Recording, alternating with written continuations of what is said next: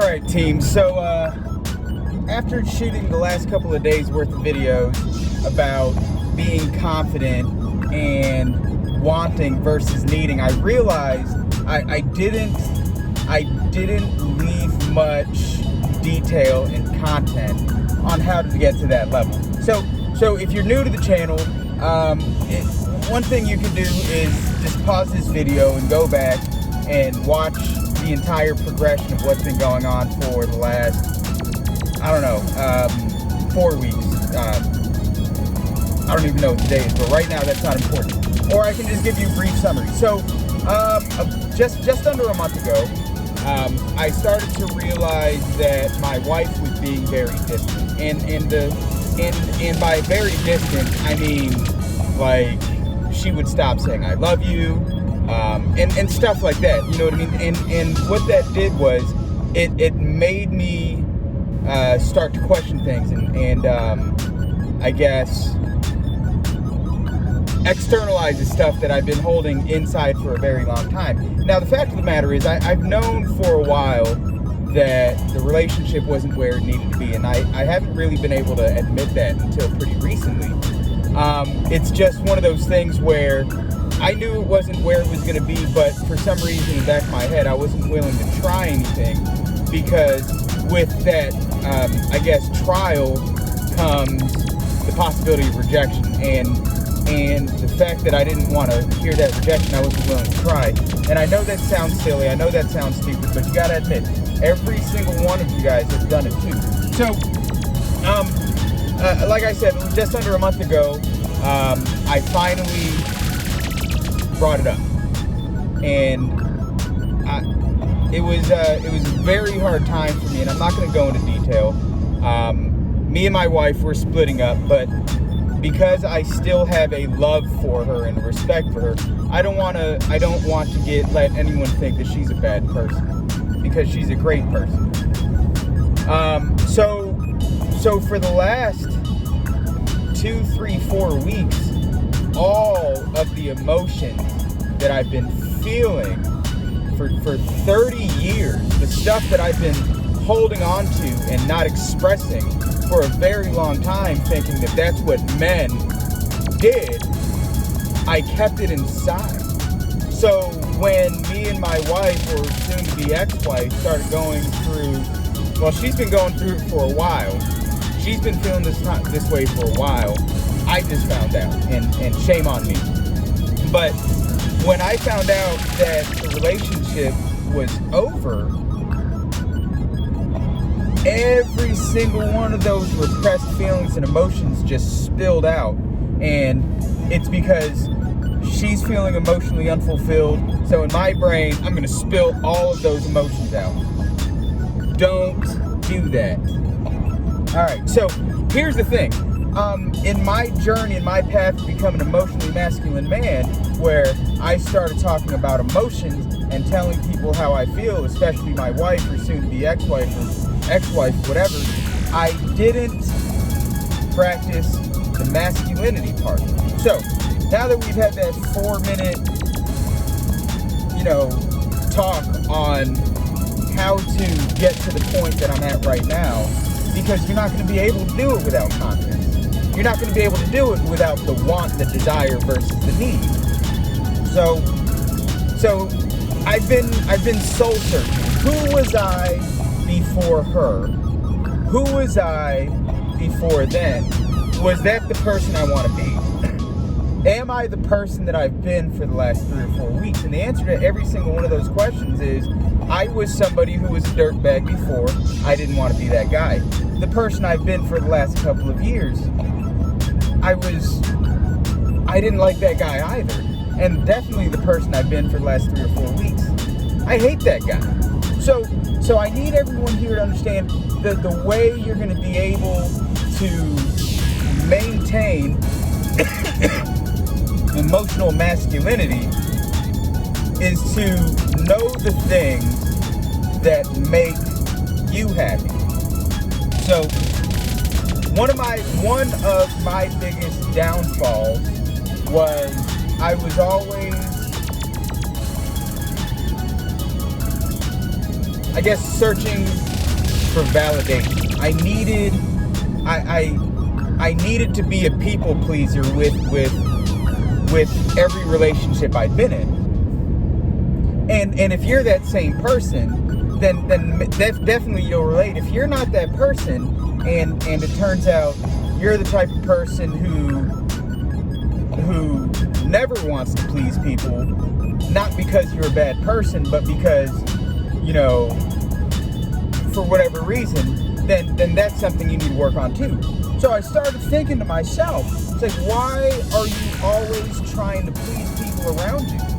When you try to please the people around you, that ensues neediness. All right, cool. So, Eli, why have you been needy this entire time? And it rolled back through circular reasoning. I'm needy because I've always needed to please people. Now keep up with me. I know it sounds very circular, but try to be there. So I needed to try to find the root of neediness and being a people pleaser. Growing up, I always needed the validation of my parents. Woo! Damn. Mom, I love you. So because I've always tried to please my mom and my dad and do the thing that I thought they wanted and needed, I ironed my clothes first thing in the morning so I could look sharp. I ate my breakfast, everything on the plate. I went to school. I studied hard. I got good grades. I did my hair. I learned how to talk to people. I was just that person. And because I was like that with my parents, then in every single romantic relationship I've been with, up to and including my now wife, who again is soon to be my ex-wife, I became needy. People, not just men, everybody who's watching this, neediness is going to be the killer of every relationship you're in. And if you're in a long-term relationship and you're a needy person, just because you're with that person doesn't necessarily mean that other person in the relationship is happy, whether it be your husband or your wife or your girlfriend or your boyfriend. They don't want to be there. They're there because they have to be there because you're needy. They feel the pressure of having to make you feel like a validated person. So stop being needy.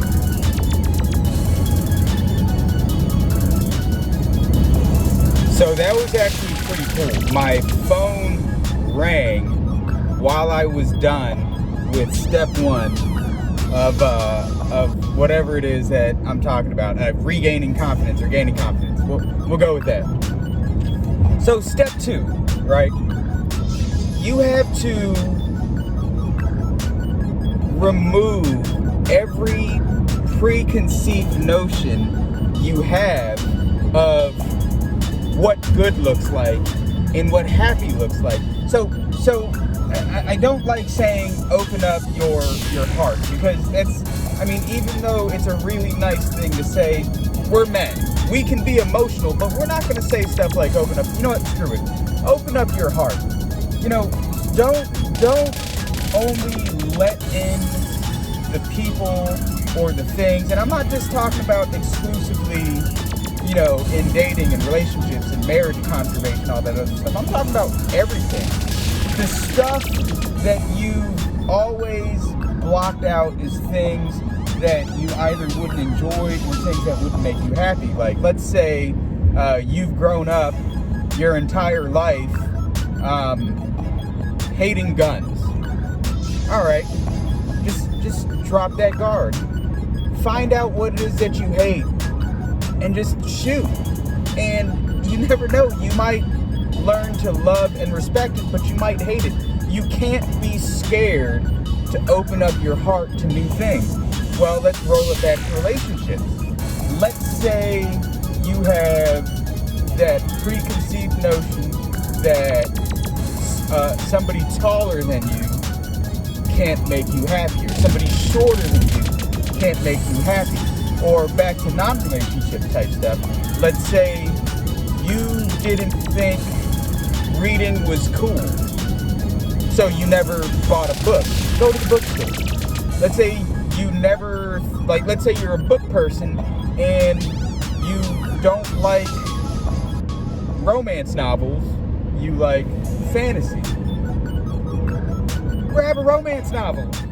If you like it, great. If you don't, screw off. And here's another one that I've been getting into pretty recently. And matter of fact, those preconceived notions of stuff that you thought you wouldn't make you happy could just be those things that you've always wanted to do, but you were too insecure to admit it. I've been saying that rom-com movies were stupid for a long time, and I convinced myself that rom-com movies were stupid.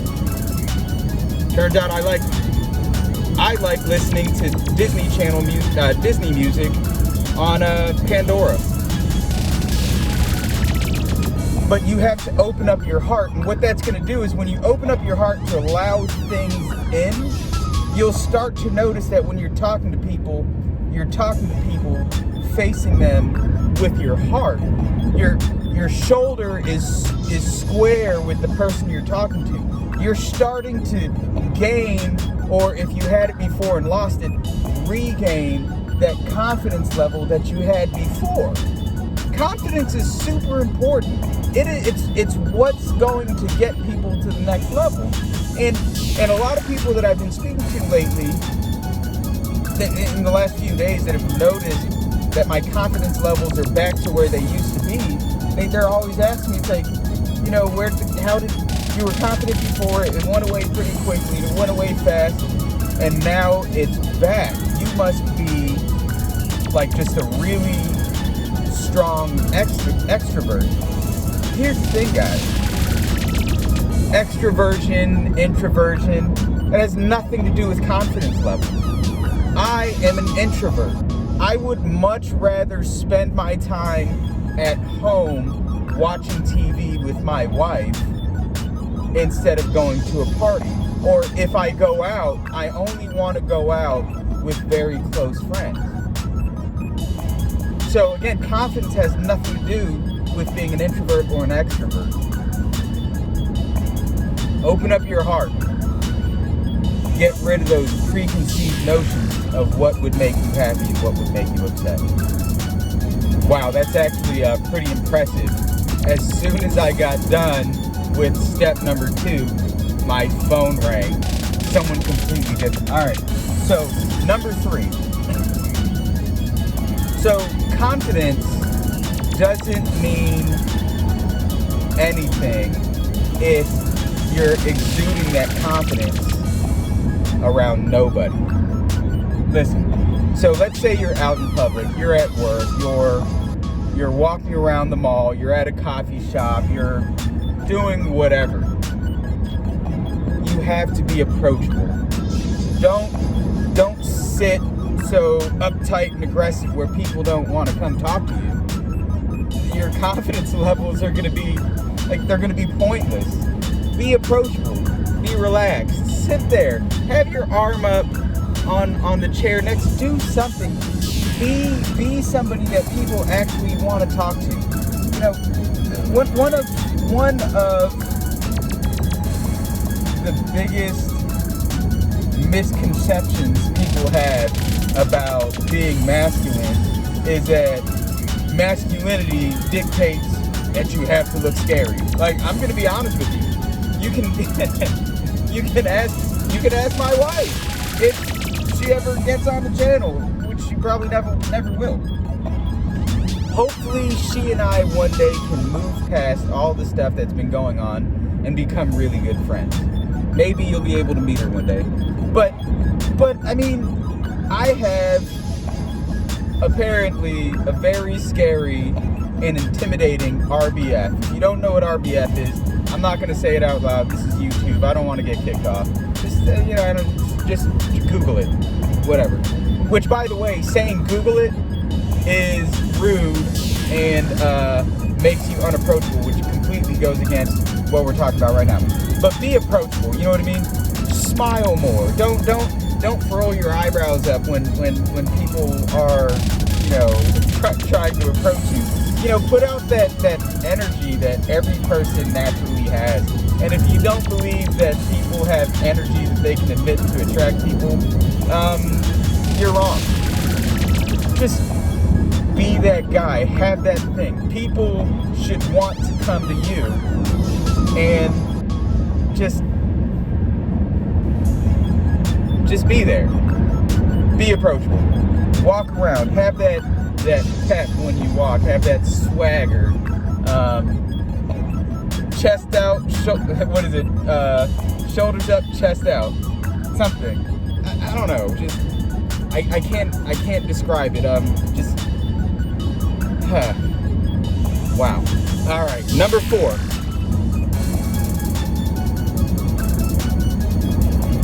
Eliminate the things that make you feel insecure. All right, guys. I am 5'4", not exactly a tall man, and not even average. I'm well below the average height man. All right. Now, that will make most people feel insecure. Screw that. Come on, own the things that make you feel insecure. If you're short, own it. Walk with that confidence that we've been talking about. If you're super tall and that makes you feel insecure, own that shit. Be that man. Or you're going bald. Shave your head. Own the baldness. How many people out there that exude masculinity are bald? You got, you got Vin Diesel, you got Bruce Willis, Idris Elba, I think, is bald. Anyway, now, I don't find these men sexy or anything like that, but they're sex symbols. Shave your head. Own your baldness. Don't feel secure about the things that you should, just eliminate the insecurities by owning the hell out of the things that would make everyone else insecure. All right, and finally, number 5. Now, five is likely the most important out of the 5, but it's all the way at the end. And the reason why the most important value of exuding this confidence so you can become the best version of yourself, the reason why it's at the very end is because you can't commit to number 5 until you work on 1, 2, 3, and 4. You have to complete all the steps before you get to this point. Now, when I first say it, you're going to say, well, that contradicts number 1, and it's going to seem like it does if you do it incorrectly. So, number 5, discuss your vulnerabilities. Now, don't just outright say, these are the things that make me feel vulnerable. No! Talk about the things that make you happy. Talk about the things that make you proud. The things that in the past because you were searching for approval, you would never bring up because you feared rejection. No, now say it because you're searching for actual validation. It will make you more appealing to the people that you're talking to. Being vulnerable is a good thing if and only if you're using it to raise confidence levels. Once again, from maybe yesterday's video or the day before, none of this is going to become possible unless you actually want versus need. So if you feel like you're in the stages of needing to be confident, don't do any of the shit I just talked about. None of it. You're gonna fail. Just stop right now. Come back when you are ready. It's just like quitting smoking. I know that's rich because I smoke. Here's the thing. In the past, I didn't smoke for a year and a half. You know why? Because the person I was with didn't like smoking. I quit smoking because I felt like I needed to quit smoking. So after a year and a half, you know what I started doing again? Smoking. Stupid. Because I didn't, and nor do I now want to quit smoking. Which, by the way, I need to get whitening strips. You have to want to be confident. You have to want people in your circle to be closer. You have to want to have that magnetic energy that just draws people in. The second you stop wanting and start needing is the second you fail. Now, this video was just supposed to be a short segment of a bigger video. I don't think I'm gonna do that. I'm gonna piece all of these clips together, 1, 2, 3, 4, 5. I might go home today, shoot an intro video, I don't know. But today's gonna be its own day. And it's not even 8 o'clock yet. So, I'm happy. I'm happy that I'm able to help people if they feel like the help is necessary. If you need my help, I'm here for you. But if the only thing driving you is necessity and not desire, turn this video off. Well, everyone else, close the video because it's over. It was good talking to you again. If you need anything, leave a comment in the comments below. Please be sure to click on the link in the description. Share this with the people that you know, the people that you love, and everybody around you. I'll see you next time.